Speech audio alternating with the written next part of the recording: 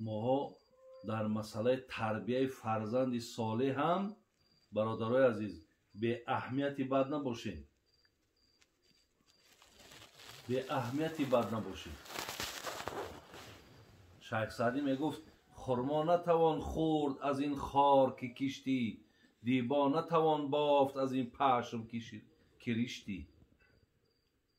ای خاره که تو کلان میکنی تو پگاه خرما خوردن نمیتونی.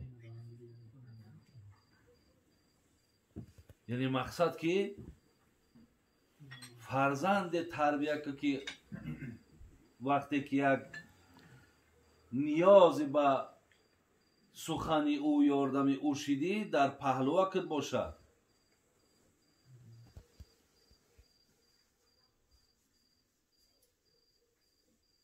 ولی اگر وقتی امروزا برادرای عزیز فرزندای ما و شما در فریاد کردن ما و شما لبی نمیگن، یا وقتی ما اترا میبینن مثال گویا کسی را ندیدن، یا وقتی ما وارد خانه میشیم پیشمان بلند نمیشوند، وقتی میشینیم در پشتمان یک بالیش نمیمانند، اینجا در برادر عزیز ای خودت گیله که ای اونه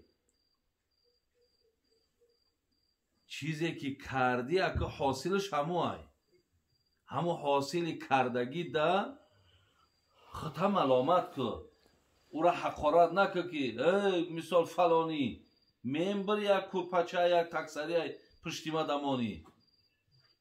برای آنه که او آدم این کار را باید میکرد تو باید ایتا به اهمیت به پروا نمیشیدی. اهمیت ندادی زدی گشتی. امروز اگه احتیاج نیاز پیدا کرده لیکن این خوبی ها را تا از او دیده نمیتانی.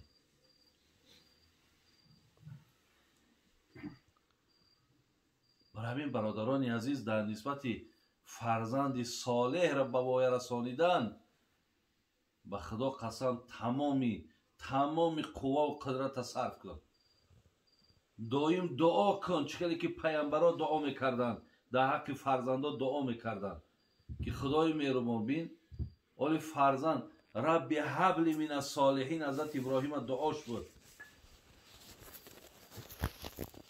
وقتی بچه‌ش گفت اینی ارا فی المنام ان اذبحک فانظر ماذا تری، بچه من فرمان گرفتم از الله مهربان در خوابم که من باید که دست و پای ترا بندم و کار در حلق قدمانم و ذبحت کنم. چی میگوی؟ فانظر ماذا تری. بچه هم در همین گپی من چی میگوی؟ ولی مفسران میگن که حضرت ابراهیم چی با بچه‌ش میپرسه که بچه هم چی میگویی؟ ای باید نپرسه که امر گریف باید میبرد قربانگاه و قربانش میکرد. مفسران میگن این به خاطر آن بود که ولی اسماعیل تولد ناشیده وقتی بشارتی به اسماعیل دادنش گفت ربی هب لی من الصالحین، خدایا بچه میتی بچه صالح میتی. اگه گفت همینجا میسنجش اگر بچه صالح باشه میگه پدر من راضی، اگر صالح نباشه میگه من در این کاری که تو میکنی من راضیگی نمیتونم، من چی با مقصد قطعی تو میرم، چی با تو کار در حلقی من میمانی. میگه ابراهیم همینجا حاضر میفهمه که همین صالح هست یا صالح نیست. یکی بچه شی گفت قال یا ابتی افعل ما تؤمر ستجدونی ان شاء الله من الصابرین. بابا گفت مادام امر شده باشه عجله کن، درو بیا ببریم. اگر به شرطی که اندیشت به سوی من باشد که من میوه فرزندی تویم، شاید مهر پدری داری تو، لیکن گفت در این مسئله بابا گفت تو من از زمره صابرها میابی، من صبر میکنم. بچه برادر عزیز تربیه نیکو که یافته بود بینید در چه خیل کار راضیگی میته. بازی ما اگر فیرادش کنیم و تربیه خوب نکه باشیم ممکن بشنوم آوازم نته لبیت هم نگه.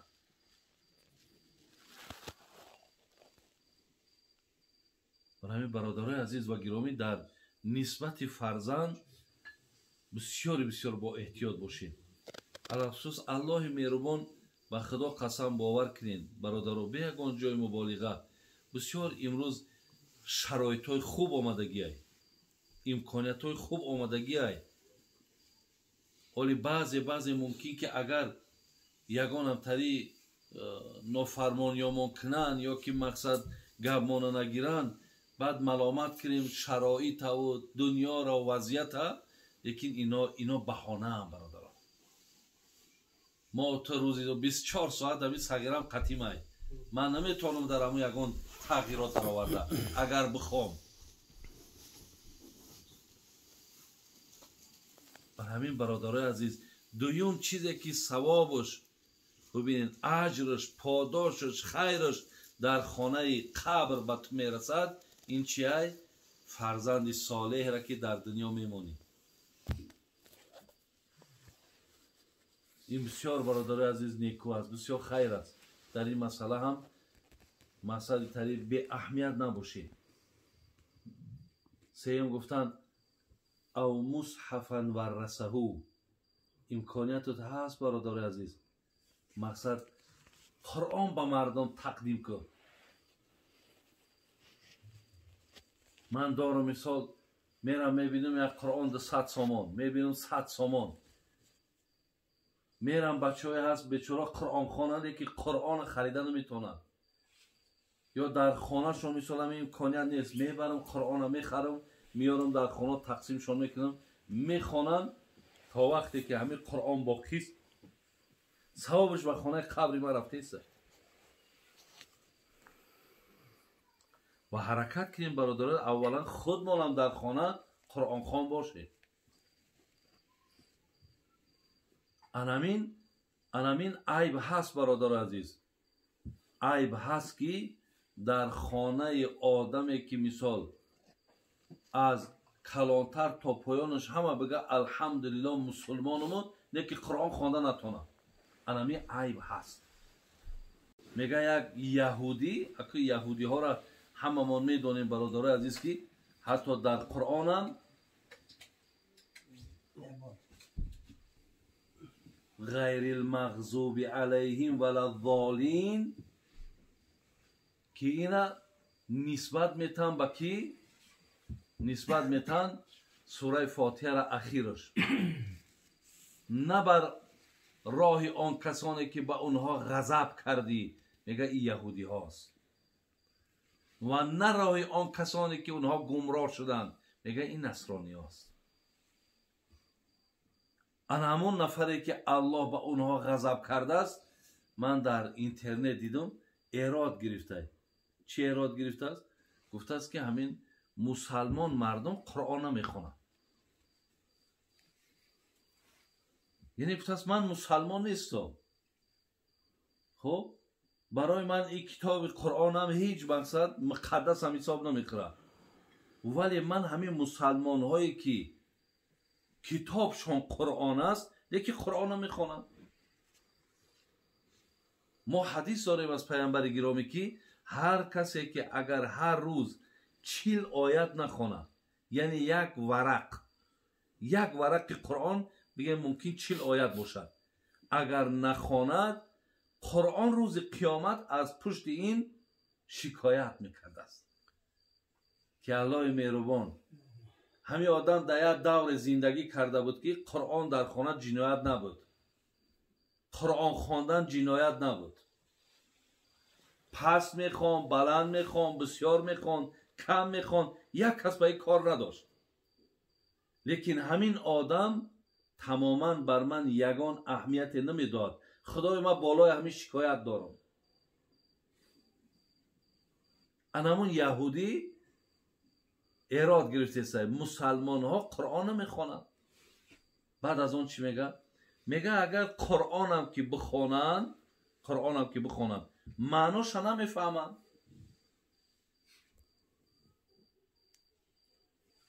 بعد از اون سیم گفت اگر قرآن هم بخوانند معناش هم که بفهمند، لیکن به قرآن عمل نمیکنند. بسیار ایرادای همین درکاری و لازمی را برای ما و شما گفته است. برای همین برادرای عزیز و گرامی سعی کنیم حرکت کنیم. قرآن خودش در خانه برکت است. ای وقتش برادرای عزیز من یاد دارم اکل او قدر اگر انا جوانی بدم نباشیم او قد پیری بدم نیستیم، لیکن یاد دارم که همین قرآن ها را تا 1000 سومی سویتی را می خریدن. 1000 سومی سویتی این به حد پولی کلام بود. می خریدن بیچاره، بسیارش نمیتونست خونده، همین لطکا را می پیچوندن و هم در نوع خانه در جا می موندن، می گفتن در خانه برکت های. گاه بعد وقتی شنیدن از داملاک که یک تازه کن در کار، می بردن یکون کسی یک مدام امیدان می خوندنش، با می آرد با می موندش. اگر ما حاضر مقایسه کنیم محبت همونا و سعی اونها ای امروزه ما خیلی بهتره. برای همین برادرای عزیز سعی کنید قرآن بخونید، هر حرفش در 10 ثواب میگیرید. هر حرفش 10 ثواب. میگه از سوره فاتحه، یک سوره فاتحه 600 ثواب داره. این یک سوره فاتحه را که الحمدلله رب العالمین الرحمن الرحیم همین بخون تو ولا الضالین 600 ثواب میگیری. ولی برادرای عزیز این چیزا را ممکن برای ما و شما حاضر او قدر جدی نتاوه. لیکن ما در روایت هامون داریم که روز قیامت وقتی که ترازوی اعمال در نیکی هامون میمونن، بدی هامون میمونن، بعداً میگه ابولیث سمرقندی در کتابی انا تنبیه الغافلینش میاره، میگه بعد طرفی همین نیکی ده با وزن یک دانه برنج ثواب در کاری که پله ترازوی ثوابی تو زیاد بیه و ترا مقصد همون راحت بتن بگه بدرو جنت همون نرسیده سای. الله که ذاتی مهربانه میگه برای خیب مادر داری، پدر داری یا دوستا بسیار داری، بگو شان کمی تند. پیش 10 نفر میریم، میگه شاید خودم به همون چیز باید نیاز پیدا کنم، اگه برای اینجا جای تری دستگیری و جای یاردم اینجا نیست. برادرای عزیز اونجا بعد ما خیلی که میگیم به قدر همو حیات آدمی میرسه که وقتی میبره به قدر این تن سیاحتی که نازی شیشتیم ببین یک طبق شوربا را میخرید تن سیاحت های به قدر این تن سیاحت وقتی میرسی که دیگه ای هر قدم یک ذره بیمار میشه. یکی به قدر انامون ثواب ها اونجا ما میرسیم که دیر میشود. اینجا الله ما رازی مهلت داده، وقت من داده. با اینه شبهای مثال بگیم اینا زمستان یا تیرما بگیم شبهای درازه، آدمی بگه عبادت کنم، عادتی بگه اگم ورق قرآن خانم، همه شرایط هست.